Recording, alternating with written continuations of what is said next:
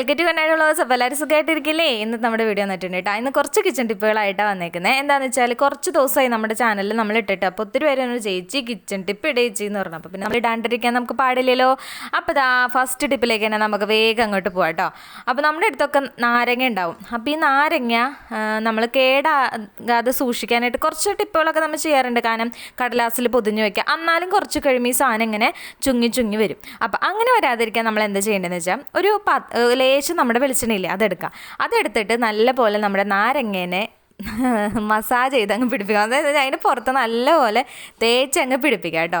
തേച്ച് പിടിപ്പിച്ചിട്ട് നല്ല ടൈറ്റായിട്ടുള്ള ഒരു കണ്ടെയ്നറിൽ ഇട്ട് വെച്ചാൽ കുറേ നാളത്തേക്ക് നാരങ്ങ കേടാകാതെ ഉണങ്ങാതെ ചീയാതെയൊക്കെ അടിപൊളിയായിട്ട് അങ്ങ് ഇരുന്നോളും.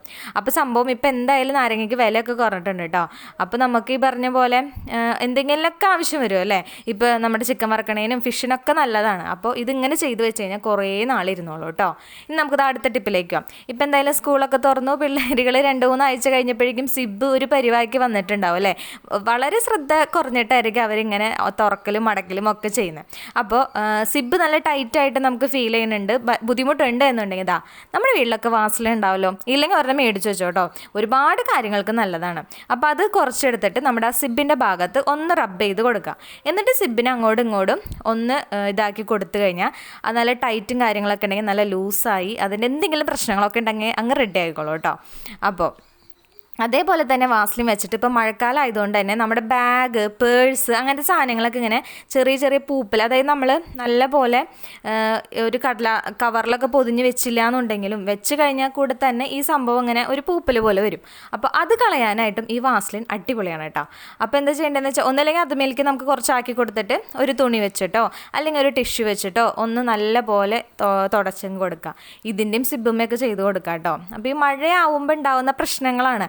അതേപോലെ തന്നെ നമ്മുടെ ഈ കബോർഡുകൾ ഉണ്ടെങ്കിൽ അവിടെയും ഇങ്ങനെ മരത്തിൻ്റെ അതിന് ഇങ്ങനെ പൂപ്പൽ പിടിക്കും. അവിടെയും ജസ്റ്റ് ഒന്ന് ഇതിങ്ങനെ ആക്കി കൊടുത്താലും ആ പൂപ്പലും കാര്യങ്ങളൊക്കെ പോയി നല്ല അടിപൊളിയായിട്ടിരിക്കും കേട്ടോ.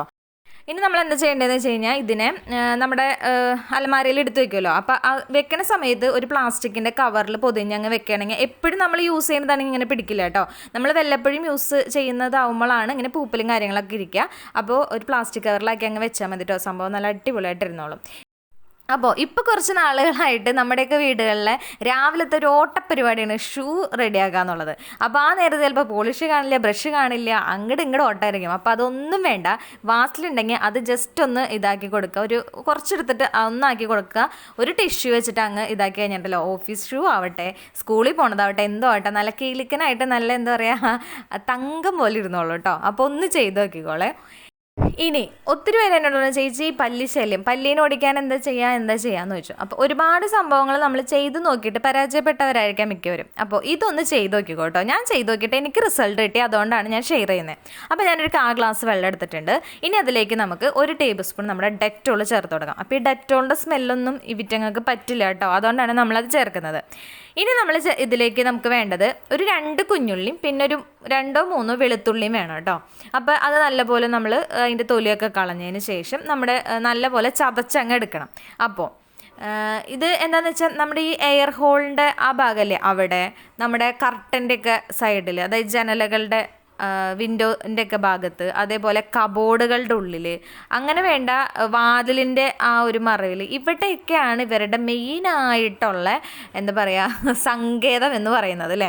അപ്പോൾ പകലൊന്നും അത്ര നമുക്ക് വിസിബിൾ ആവില്ല, പക്ഷേ രാത്രിയാണ് വിറ്റങ്ങളെ ഇറങ്ങി, അതായത് ലൈറ്റൊക്കെ ഓഫ് ചെയ്ത് കഴിഞ്ഞ് കഴിയുമ്പോൾ വിറ്റങ്ങളെ ഇറങ്ങാൻ തുടങ്ങും. പിന്നെ നമ്മളെന്താ പറയുക, ഈ നമ്മുടെ ഈ ജനലയുടെയൊക്കെ ആ ഒരു പടിയുമൊക്കെ വിറ്റങ്ങൾ ഈ പല്ലിക്കാട്ടൊക്കെ ഇട്ട് വെച്ചാൽ ആകെ ബുദ്ധിമുട്ടാണ്.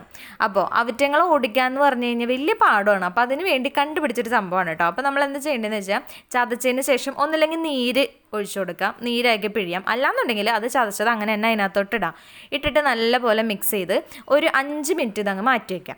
മാറ്റി വെച്ചതിന് ശേഷം അടുത്ത പരിപാടിയാണ് നമ്മൾ ചെയ്യാൻ പോകുന്നത്. അതെന്താണെന്നല്ലേ, ഒന്നില്ലെങ്കിൽ നമ്മുടെ വീട്ടിൽ പഞ്ഞി ഉണ്ടെങ്കിൽ പഞ്ഞി എടുക്കാം, അല്ലെങ്കിൽ ടിഷ്യൂ എടുക്കാം. ഇതൊന്നുമില്ലെങ്കിൽ തന്നെ ന്യൂസ് പേപ്പർ ആയാലും പ്രശ്നമൊന്നുമില്ല കേട്ടോ. എന്നിട്ട് ഇതിനെ കുഞ്ഞു കഷ്ണങ്ങളാക്കുക. ഇനി ഇതിനകത്ത് ഡിപ്പ് ചെയ്യാം.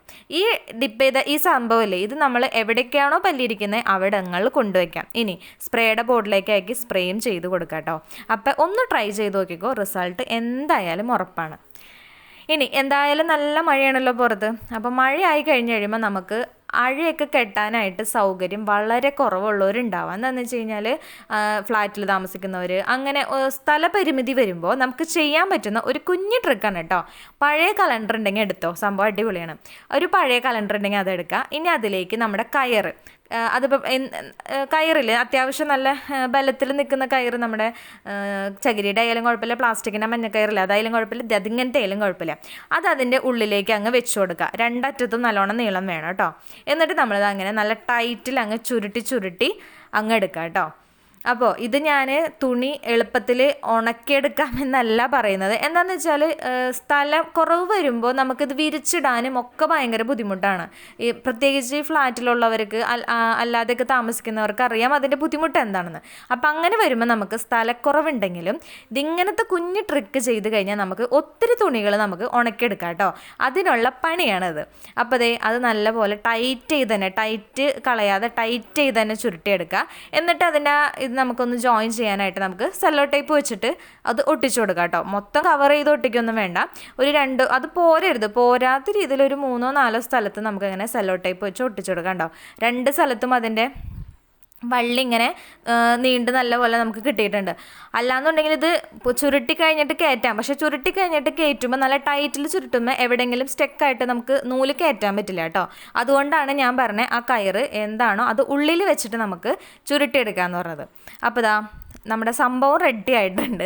ഇനി നമുക്ക് ഇതിനെവിടെയെങ്കിലും അതായത് നമുക്ക് എവിടെയാണോ അത് സൗകര്യമായിട്ട് കെട്ടിയിടാൻ പറ്റുന്നത് അവിടെ നമുക്ക് കെട്ടിയിട്ടിട്ട് നമ്മുടെ ഈ ഒരുവിധം വെള്ളം വലിഞ്ഞ തുണികളുണ്ടല്ലോ, ഇപ്പം ഡ്രയറിലിടുന്നവരാണെങ്കിലും അല്ലാതെ തന്നെ നമ്മൾ പുറത്തിട്ടിട്ട് ഒന്ന് വാടി വരുന്ന തുണികളില്ലേ, അത് നമുക്കത് അതിങ്ങനെ അടിപൊളിയായിട്ട് ഹാങ്കറിലിട്ടിട്ട് ഇട്ട് കൊടുത്തു കഴിഞ്ഞാൽ ഒത്തിരി, അതായത് 5-6 ഷർട്ടോ ഇപ്പോൾ ഡ്രസ്സോ എന്തോ ആയിക്കോട്ടെ അതൊക്കെ അങ്ങ് കയറിപ്പോക്കോളും. അപ്പം അത്രയും സംഭവങ്ങൾ നമുക്ക് കയറിൽ വിരിക്കുമ്പോൾ എന്തോരം സ്ഥലം വേണം അല്ലേ.